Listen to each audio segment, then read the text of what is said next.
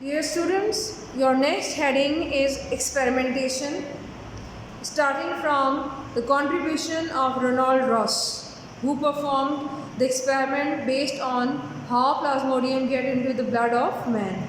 So starting from, in order to test the hypothesis or above deductions, Ronald Ross was a British army physician working in India in 1880s, performed important experiment. اوپر دی گئی deductions کو check کرنے کے لیے، ان پر تجربات کرنے کے لیے رونالڈ راس نامی ایک برٹش آرمی فزیشین یعنی انگلینڈ سے تعلق رکھنے والے ایک آرمی ڈاکٹر نے انڈیا میں کام کرتے ہوئے 1880s کی دہائی میں یا اس عرصے میں مختلف قسم کے تجربات انجام دیے۔ Experiment number 1، he allowed a female Anopheles mosquito to bite a malarial patient۔ اپنے پہلے تجربے میں انہوں نے کیا کیا کہ انہوں نے ایک مچھر کا انتخاب کیا، ایک مچھر کی خاص ٹائپ جسے اینوفیلیز کہا جاتا ہے، اور اس میں انہوں نے میل اور فیمیل میں سے فیمیل کا انتخاب کرتے ہوئے اس فیمیل اینوفیلیز ماسکیٹو کو ملیریل پیشنٹ پہ ریلیز کر دیا، یعنی اس اینوفیلیز ماسکیٹو نے ملیریل پیشنٹ کو کاٹا۔ He killed the mosquito some days later and found Plasmodium multiplying in mosquito's stomach۔ کچھ دن کے بعد انہوں نے ان مچھروں کو مار دیا اور دیکھا، obviously انہوں نے کہاں دیکھا؟ مائکروسکوپ میں دیکھا کہ مچھروں کے اسٹمک میں پلازموڈیم نامی ملیریل پیراسائٹ ملٹیپلیکیشن کے عمل سے گزر رہا ہے۔ What is the meaning of multiplying here? Dividing, یعنی پلازموڈیا اپنی ریپروڈکشن شروع کر چکا ہے، ایک پلازموڈیم سے کئی پلازموڈیا بن چکے ہیں۔ ایک طریقے سے ملٹیپلائنگ کا مطلب ہے division into many. The next experiment was designed by the Ronald Ross was this. So the next logical experiment was to allow an infected mosquito having Plasmodium to bite a healthy person۔ Second experimental case میں جو تجربہ Ronald راس نے design کیا، جو انہوں نے تیار کیا، اس میں ایک متاثرہ مچھر جس کے باڈی میں، جس کے اسٹمک میں پلازموڈیم موجود تھے، انہیں ریلیز کیا گیا، ان مچھروں کو چھوڑا گیا کس پر؟ صحت مند انسان پر۔ لہٰذا ان متاثرہ مچھروں نے صحت مند انسان کو کاٹا۔ If hypothesis was true, the healthy person would have got malaria۔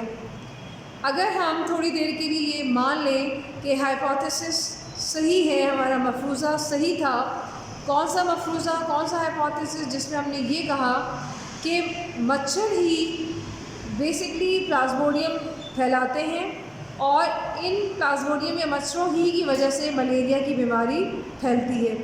تو اگر ہم اپنے اس ہائپوتھیسس کو درست مانتے ہوئے اپنا اگلا رزلٹ دیکھیں تو ہیلدی پرسنز میں، یعنی صحت مند انسان کے اندر ملیریا کا بخار ہونا چاہیے اور وہ ملیریا کا بخار کیری کر لے گا۔ But scientists avoid using human beings for experiments when results can be so serious۔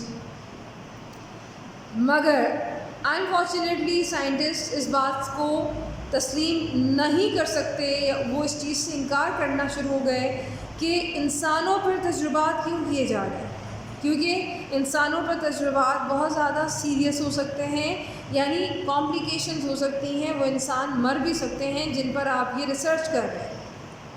ظاہر بات ہے آپ ایک صحت مند انسان کو، ہم نے یہاں پر جیسے بات کی ہیلدی پرسن کو انفیکٹ کر رہے ہیں ملیریا سے by means of infected mosquito جن میں پلازموڈیم موجود ہے، تو اس کا مطلب ہے ہم ان کی باڈی کے اندر ایک پیراسائٹ انٹر کر رہے ہیں، ایک جراثیم انٹر کر رہے ہیں جو ان کے لیے خطرے کا سبب بن سکتا ہے۔ لہٰذا سائنٹسٹ نے انسانوں پر ڈائریکٹ یا براہ راست تجربات سے ایک طریقے سے منع کر دیا۔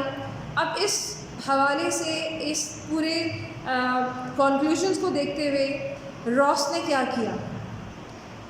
راس نے تھرڈ ایکسپیریمنٹ اپنا ڈیزائن کیا۔ Now experiment number 3 will be your next heading. Ross used sparrows and redesigned his experiments. لہٰذا اب رونالڈ راس نے کس کا انتخاب کیا؟ انہوں نے چڑیوں کا انتخاب کیا، برڈس کا انتخاب کیا، جو کہ انہوں نے اپنے ایکسپیریمنٹس کو جاری رکھنے کے لیے ری ڈیزائن کیا، ایک طریقے سے دوبارہ سے اپنے تجربات کا آغاز کیا. So in this case he allowed a female Culex mosquito to bite on the sparrow suffering from malaria. بالکل سیم طریقے سے انہوں نے اپنے ایکسپیریمنٹس کو ری ڈیزائن کیا، اسی ترتیب سے جیسا کہ انہوں نے انسانوں کو استعمال کیا تھا. اب انہوں نے جس مچھر کا انتخاب کیا وہ فیمیل ٹائپ تو تھی، یعنی فیمیل مچھر تو تھا، لیکن مچھر کا نام اینوفیلیس نہیں تھا، مچھر کا نام تھا کیولکس ماسکیٹو. اور اس مچھر نے کس کو کاٹا؟ اسپیروز کو کاٹا. کون سی اسپیروز؟ جو کہ ملیریا کے بخار کا یا ملیریا کے بخار کا شکار تھی. سفرنگ فرام ملیریا، ملیریا کے بخار کا شکار تھی یا ملیریا کا شکار تھی. Some of the mosquitoes were killed and studied at various times. اس کے بعد انہوں نے کیا کیا؟ انہوں نے کچھ دنوں کے بعد ان مچھروں کو مار دیا، یعنی ان فیمیل کیولکس ماسکیٹوز کو مار دیا.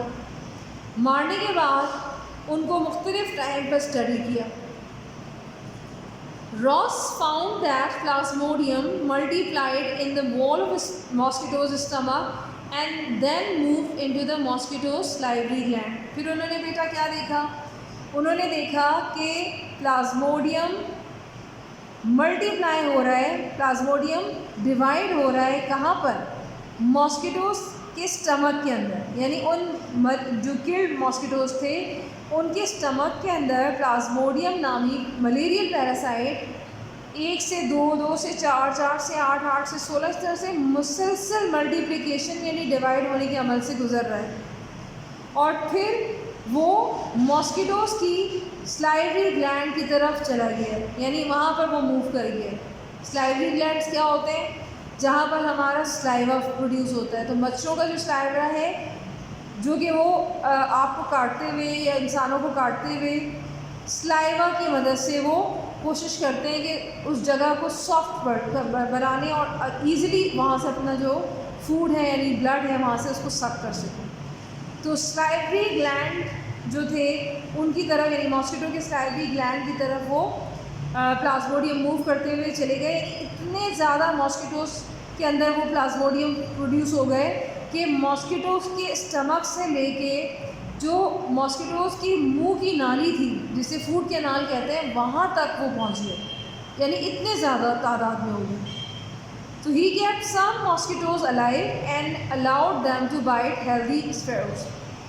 یہاں پر جب مختلف تجربات کرتے ہوئے انہوں نے کچھ مچھروں کو مار دیا اور کچھ کو زندہ رکھا، تو ان مچھروں سے یعنی ان انفیکٹڈ ماسکیٹو کو اب انہوں نے ہیلدی جو اسپیروز تھی یعنی صحت مند چڑیا تھی ان پر ریلیز کیا، اور ان مچھروں نے جو زندہ رہ گئے تھے ان ہیلدی اسپیروز کو کاٹا.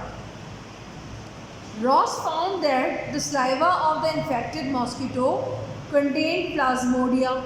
Plasmodia is the plural word while the singular word is the plasmodium. And these entered the sparrow's blood.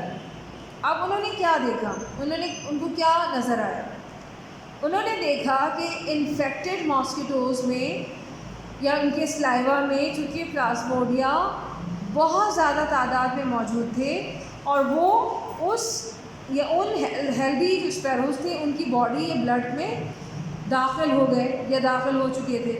So when he examined the blood of these previously healthy sparrows, he found many plasmodia in it.